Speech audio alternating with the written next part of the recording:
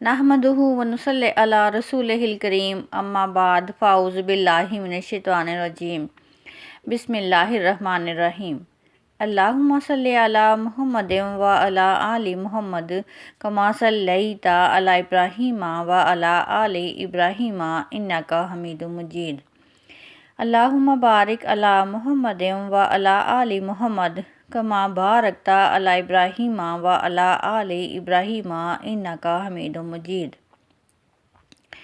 سورۃ الشورى جو کہ قرآن پاک کی ترتیب کے لحاظ سے 42 نمبر کی سورہ ہے، اس کا تعارف حاصل کریں گے۔ سورہ شورى مکی صورت ہے، قرآن پاک کی ترتیب کے لحاظ سے اس کا نمبر 42 ہے اور نزول کے اعتبار سے اس کا نمبر 62 ہے۔ سورہ شورى اور پچھلی صورتوں میں ایک مناسبت ہے۔ سورۃ الزمر اس کے نزول کا نمبر 59 ہے، سورہ مومن اس کا نمبر 60 ہے، حامیم السجدہ کا نمبر 61 ہے اور سورہ شورى 62 نمبر کی سورہ ہے۔ یہ چاروں صورتیں تقریباً ایک ساتھ نازل ہوئی ہیں، اس لیے چاروں صورتوں سے مضامین یکساں نمایاں نظر آتے ہیں۔ الفاظ اور انداز کا کچھ فرق ہے۔ حالات کے تقاضے کے مطابق یہ صورتیں نازل ہوئی ہیں اور کافروں کے اعتراضات کے جوابات ان چار صورتوں میں دیے گئے ہیں۔ سورۃ شورى صورت میں 53 آیات ہیں اور 5 رکوع ہیں۔ سورہ شورى نام 38 کے فقرے سے ماخوذ ہے۔ اس کے مضمون پر غور کرنے سے محسوس ہوتا ہے کہ یہ سورہ حامیم السجدہ کے بالکل بعد نازل ہوئی ہوگی، کیونکہ اس کا جوڑا نظر آتی ہے۔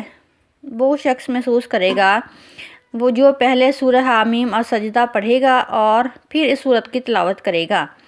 قریش مکہ کی مخالفت پر کاری ضربیں لگائی گئی ہیں تاکہ مکہ اور گرد و نواح میں جس کسی کے اندر بھی اخلاق اور شرافت کی کچھ رمق ہو وہ جان لے کہ قوم کے لوگ کس طرح بے جا طریقے سے محمد صلی اللہ علیہ وسلم کی مخالفت کر رہے ہیں اور ان کے مقابلے میں آپ صلی اللہ علیہ وسلم کی بات کتنی سنجیدہ ہے اور کتنی معقول ہے اور آپ صلی اللہ علیہ وسلم کا رویہ کتنا شریفانہ ہے۔ اس تنبیہ کے بعد سورہ شورى نازل کی گئی جس میں تفہیم کا حق ادا کر دیا گیا اور ایسے دلنشین انداز میں دعوت محمدی صلی اللہ علیہ وسلم کی حقیقت سمجھائی جس کا کہ اثر قبول کرنا کسی ایسے شخص کے بس میں نہ تھا جو کہ حق یزدہ کا کچھ بھی مادہ اپنے اندر رکھتا ہو، جو کہ حق پسندی کا کچھ بھی مادہ اپنے اندر رکھتا ہو اور جہالت کی گمراہی میں کھو نہ چکا ہو۔ موضوع اور مضمون بات کا آغاز اس طرح کیا گیا ہے کہ کچھ لوگ نبی پاک صلی اللہ علیہ وسلم کی باتوں پر چہم گوئیاں کرتے رہے۔ یہ باتیں نئی نہیں ہیں، نہ ہی یہ کوئی نیا واقعہ ہے کہ ایک انسان پر وحی آئے اور اسے خدا کی طرف سے بنی نوع انسان کے لیے ہدایات دی جائیں۔ ایسی ہدایات وحی کے ذریعے اللہ تعالیٰ انبیاء علیہ السلام پر پے در پے بھیجتے رہے ہیں۔ یہ بات پرانی نہیں ہے کہ اللہ تعالیٰ کی وحدانیت کو نہ مانا جائے، بلکہ اس کی خدائی اس کے بندے ہوتے ہوئے اس کے خدا اور اس کے بندے ہوتے ہوئے کسی اور کو اس کی خدائی میں شریک کیا جائے۔ ایسا نہیں کرنا چاہیے۔ تم توحید پیش کرنے والے پر بگڑ رہے ہو، حالانکہ مالک کائنات کے ساتھ جو شرک تم کر رہے ہو وہ ایک عظیم جرم ہے کہ آسمان اس پر پھٹ پڑیں تو کچھ بعید نہیں۔ تمہاری اس جسارت پر فرشتے حیران ہیں اور ہر وقت ڈر رہے ہیں کہ نامعلوم کب تم پر خدا کا عذاب ٹوٹ پڑے گا۔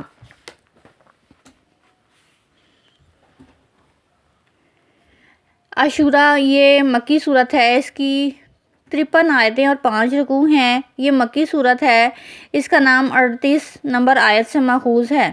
اس صورت کا مطلب یہ ہے کہ یہ وہ سورہ ہے جس میں کہ شورى کا لفظ آیا ہے۔ سورہ کے مطالب پر ایک سرسری نظر ڈالنے سے اندازہ ہوتا ہے کہ یہ مکی دور کے آخر میں ہجرت سے متصل زمانے میں نازل ہوئی ہے۔ چنانچہ حضرت صلی اللہ علیہ وسلم کی زبان مبارک سے قریش کے لیڈروں کو اس میں جو خطاب ہے اس کی نوعیت اور دعائی خطاب کیا گیا ہے۔ گویا ان سے متعلق پیغمبر صلی اللہ علیہ وسلم کی جو ذمہ داری تھی وہ پوری ہو گئی۔ اب ذمہ داری انہی لوگوں کی اپنی ہے کہ اگر انہوں نے یہ ذمہ داری اب بھی محسوس نہ کی تو اس کے نتائج کے لیے تیار ہو جائیں۔ اسی طرح سے مسلمانوں سے متعلق اس میں جو باتیں فرمائی گئی ہیں اس سے ظاہر ہوتا ہے کہ اب وہ ایک ایسے دور میں داخل ہو رہے ہیں جس میں ان کو ایک نہایت حیت اجتماعی کی شکل میں اپنے فرائض انجام دینا ہوں گے۔ حضرت صلی اللہ علیہ وسلم کو بار بار اس میں تسلی فرمائی گئی ہے کہ آپ صلی اللہ علیہ وسلم کی ذمہ داری لوگوں کو واضح طور پر حق پہنچا دینا ہے، وہ آپ نے پوری کر دی۔ لوگوں کے دلوں میں ایمان اتار دینا آپ صلی اللہ علیہ وسلم کی ذمہ داری نہیں ہے۔ اب ان کا معاملہ اللہ تعالیٰ کے حوالے کرو۔ اس ضمن میں بعض اعتراضات کے جوابات دیے گئے ہیں جو نبی پاک صلی اللہ علیہ وسلم کی نبوت پر مخالفین کی طرف سے کیے گئے تھے۔ اس صورت کا بھی مرکزی مضمون توحید ہے۔ قیامت سے ڈرایا گیا ہے اس لیے کہ توحید کی اصل تکمیل اس وقت نظر آتی ہے جب اس بات پر ایمان ہو انصاف کا دن آنے والا ہے اور ہر ایک کا واسطہ اللہ تعالیٰ سے پیش آئے گا۔ کسی کی مجال نہ ہوگی کہ اللہ تعالیٰ کی پکڑ سے بچ جائے یا اس کے اذن کے بغیر زبان ہلا سکے۔ استدلال کی بنیاد اس میں دعوت انبیاء پر ہے کہ آدم اور نوح سے لے کر اب تک تمام انبیاء نے اسی دین حق کی دعوت دی ہے۔ ان کو بھی اللہ تعالیٰ نے اسی طرح وحی کے ذریعے سے تعلیم دی جس طرح سے قرآن وحی کیا جا رہا ہے۔ مختلف حلقوں نے دین کے معاملے میں جو اختلافات کیے ہیں اس کی وجہ یہ ہے کہ اللہ تعالیٰ کے رسولوں نے الگ الگ تعلیم دی، بلکہ اس کی وجہ باہمی عداوت ہے۔ اللہ تعالیٰ کی طرف سے صحیح علم آ جانے کے باوجود مختلف گروہوں نے اپنی ضد اور اپنی برتری قائم رکھنے کے ضمن میں حق سے اختلاف کیا ہے۔ اس طرح سے لوگ مختلف گروہوں میں بٹ گئے اور قرآن بھی اس اختلاف کو مٹانے کے لیے میدان حق میں نازل ہوا ہے۔ اگر لوگ اس میزان کے فیصلہ کو قبول نہیں کریں گے تو قیامت کے دن بذریعہ میزان فیصلہ کیا جائے گا۔ آیات کی تفصیل یوں ہے۔ 1 تا 10 میں پیغمبر صلی اللہ علیہ وسلم کو خطاب کر کے حقیقت فرمائی گئی ہے کہ جس دین توحید کی وحی اللہ تعالیٰ نے تم پر کی ہے اسی دین کی وحی اس نے تم سے پہلے آنے والے رسولوں پر بھی کی تھی، اور وحی کا طریقہ بھی وہی ہے جو کہ اس سے قبل اختیار کیا جا چکا تھا۔ اللہ تعالیٰ کی ذات بلند اور عظیم ہے۔ آسمان اور زمین میں جو کچھ ہے سب اسی کے فیصلہ قدرت میں ہے۔ آسمان اس کی خشیت سے پھٹا جا رہا ہے اور فرشتے بار بار اس کی تسبیح اور اہل زمین کے لیے استغفار کرنے میں مصروف ہیں۔ جن لوگوں نے اللہ تعالیٰ کے سوا دوسرے لوگوں کو معبود بنا رکھا ہے اللہ تعالیٰ ان کو دیکھ رہا ہے۔ ان کے ایمان کی ذمہ داری ان پر ہی ہے۔ اللہ تعالیٰ نے قرآن نبی پاک صلی اللہ علیہ وسلم پر نازل کیا ہے۔ اس کے ذریعے سے اہل مکہ اور اس کے اطراف کے لوگوں کو اس دن سے آگاہ کر دو جس دن سب کو اکٹھا کیا جائے گا، اور پھر ایمان لانے والوں کو جنت میں اور کفر کرنے والوں کو دوزخ میں داخل کر دیا جائے گا۔ اگر یہ لوگ ایمان نہیں لا رہے ہیں تو اس کی ذمہ داری آپ صلی اللہ علیہ وسلم پر ہرگز نہیں ہے۔ ہدایت اور ضلالت کے باب میں اللہ تعالیٰ کی جو سنت ہے وہ تبدیل نہیں ہو سکتی۔ ہدایت وہی پائیں گے جو کہ حقدار ٹھہریں گے۔ آیات 11 تا 20 میں فرمایا گیا ہے، آسمان اور زمین کا خالق خدا ہی ہے، اس کی کنجیاں اللہ تعالیٰ کے ہاتھ میں ہیں، اولاد اور رزق خدا ہی بخشتا ہے، اس کی بڑائی میں کوئی شریک نہیں۔ اسی دین توحید کی تعلیم تمام نبیوں نے دی اور اسی پر قائم رہے، اور اس میں اختلاف کرنے کی انہوں نے برابر تلقین کی۔ جن لوگوں نے اس میں اختلاف پیدا کیا انہوں نے خدا کی طرف سے صحیح علم آ جانے کے بعد محض باہمی دشمنی اور تعصب کے سبب سے اسے پیدا کیا۔ اگر اللہ تعالیٰ نے اس جھگڑے کے فیصلے کے لیے ایک وقت مقرر نہ کیا ہوتا تو ان کا فیصلہ فوراً کر دیا جاتا۔ پیغمبر صلی اللہ علیہ وسلم کو ہدایت کے اسی دین کی دعوت دینے کے لیے انبیاء کا دین دین اور اسی پر جمع رہنے کے لیے لوگوں کو آگاہ کر دو کہ اللہ تعالیٰ نے جو کتاب میدان عدل کے لیے اتاری ہے اس پر ایمان لاؤ اور ہدایت پاؤ۔ اسی میدان عدل سے تمہارے درمیان اللہ تعالیٰ فیصلہ کرے گا۔ جو لوگ اس کے بعد بھی انبیاء سے جھگڑیں ان کے لیے عذاب شدید ہے۔ انہیں متنبہ کر دو کہ قیامت کو بہت دور نہ سمجھیں۔ اللہ تعالیٰ نے جو مہلت بخشی ہے اس سے فائدہ اٹھا لیں، ورنہ اللہ تعالیٰ کو یاد رکھیں، اللہ تعالیٰ نہایت مہربان ہے اور نہایت قہار بھی ہے۔ اگر وہ لوگوں کو ان کی سرکشی اور فساد کے باوجود مہلت دیتا ہے تو اپنی سنت کے مطابق دیتا ہے۔ اس مہلت کے بعد ہر ایک کے ساتھ وہی معاملہ کرے گا جس کا وہ مستحق ہوگا۔ آیات 21 تا 26 میں فرمایا گیا ہے کہ منکرین نے کچھ شرکا ایجاد کر لیے ہیں جنہوں نے کہ اللہ کے رسول کے لائے ہوئے دین سے کوئی الگ دین ایجاد کیا ہے، تو یہ دین اور ان کے شرکا قیامت کے دن کچھ بھی ان کے کام آنے والے نہیں ہیں۔ اس دن منکرین اپنے انجام پر سر پیٹیں گے۔ اس دن کی کامیابی صرف ایمان اور عمل صالحوں کے لیے ہوگی۔ پیغمبر صلی اللہ علیہ وسلم کو یہ ہدایت کہ ان لوگوں کو یہ بتا دو کہ میں تمہاری ہدایت کے لیے بھیجا گیا ہوں، میں تم سے کسی صلے کا طالب نہیں ہوں، بلکہ یہ دینی قرابت ہے جو مجھے بے چین کیے ہوئے ہے۔